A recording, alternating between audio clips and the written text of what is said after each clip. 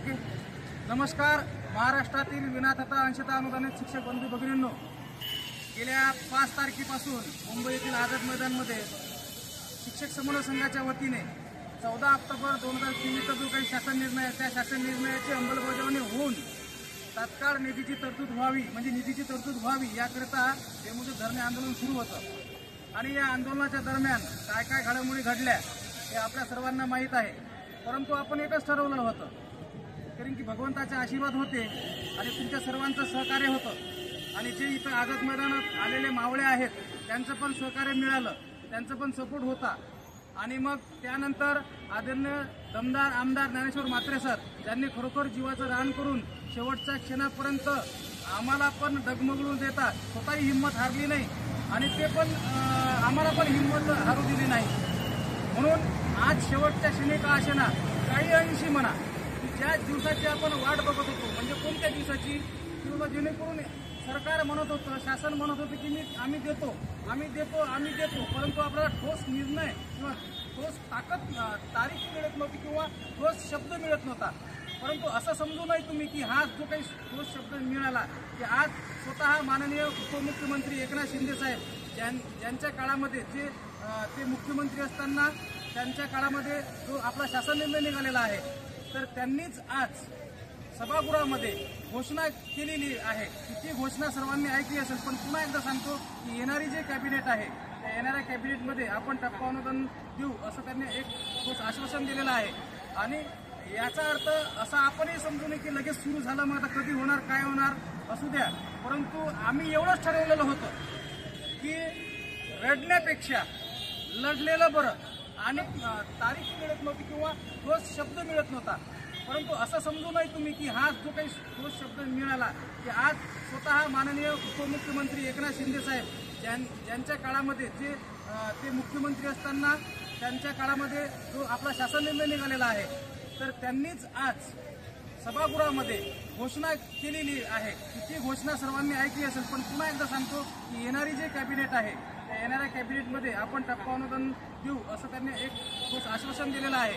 आणि याचा अर्थ असा आपणही समजू नये की लगेच सुरू झालं, मग आपणही शांत बसणार नाही आणि आदरणीय ज्ञानेश्वर म्हात्रे सर स्वतःही शांत बसणार नाहीत आणि इतर आमदारांनाही शांत बसू देणार नाही. पण तरी सुद्धा एक हे आझाद मैदान साक्षीदार आहे की याच आझाद मैदानाने आपल्याला रिकाम्या हातानं कधीच खाली वापस पाठवलेलं नाही आहे. म्हणून आज शेवटच्या दिवशी का असेना, याच आझाद मैदानाने आपल्याला एक आस दिलेली आहे, एक आशा दिलेली आहे की बाबा येणाऱ्या कॅबिनेटला आपल्याला टप्पावारची तरतूद ते करतील, शासन करतील. यामध्ये आता ज्यांनी आझाद मैदानात स्वतः येऊन स्वतः योगदान दिलं त्यांचे पण मी एक मनापासून आभार मानतो. आणि इतर जिल्ह्यामध्ये सुद्धा ज्या आमच्या महिला भगिनी असतील, त्यानंतर आमचे शिक्षक बंधू असतील, सर्व जिल्ह्यातील, आता मी प्रत्येकाचे नाव घेत नाही, या सर्वांनी एक स्वतःच्या कुटुंबावर म्हणजे एक तुळशीपत्र ठेवून, घरावर तुळशीपत्र ठेवून आणि स्वतःच्या कुटुंबाचा विचार न करता एक आत्मदहनाचा प्रयत्न केला. त्यांचं बी एक मनापासून म्हणजे आभार मानतो. आणि खरोखर ते निंदनीय गोष्ट होती, पण त्यांनी जे आक्रोश केला त्याची दखल आणि इथल्या आंदोलनाची दखल ही शासनाने घेतलेली आहे.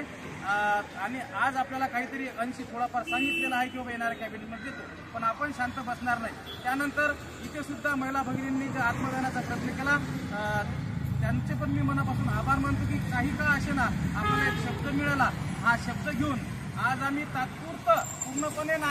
पूर्णपणे शिक्षक समन्वय संघाचं आंदोलन हे स्थगित झालेलं नाही आहे. फक्त आम्ही एक शासनाचा एक मान सन्मान ठेवून आणि जे लढतात त्यांचा एक विश्वास ठेवून एक आपण तात्पुरतं आंदोलन आपण आजचं स्थगित करतोय. आणि जर आपल्याला ठोस निर्णय नाही झाला तसं तर शिंदे साहेबांनी शब्द दिला, एकनाथ शिंदे साहेबांनी शब्द दिला, तो शब्द म्हणजे शब्द असतो. कारण की त्यांचं काम अख्ख्या महाराष्ट्रानं पाहिलेलं आहे आणि त्यांनी स्वतः सभागृहामध्ये बोललेले आहेत की बाबा येणाऱ्या कॅबिनेटमध्ये ते नक्कीच आपल्याला न्याय देतील. एवढं बोलून मी थांबतो. पुन्हा एकदा सर्वांचे, पूर्ण महाराष्ट्रातील शिक्षकांचे, ज्यांनी लढ्यामध्ये योगदान दिले, याच्या अगोदरही दिले आणि आताही दिले आणि पुढे देणार, या सर्वांचा आभार मानतो. हा लढा हा एकट्याचा नसून हा सर्वांचा आहे.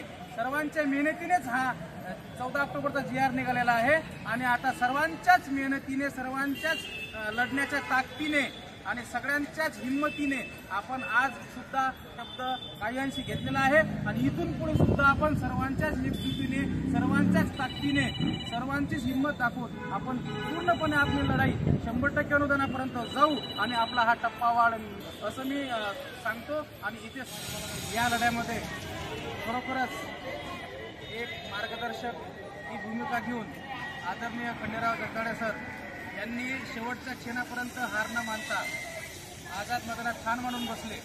त्यांचे पण मी मनापासून आभार मानतो आणि पुन्हा एकदा सगळ्या मावळ्यांचे मी आभार मानतो आणि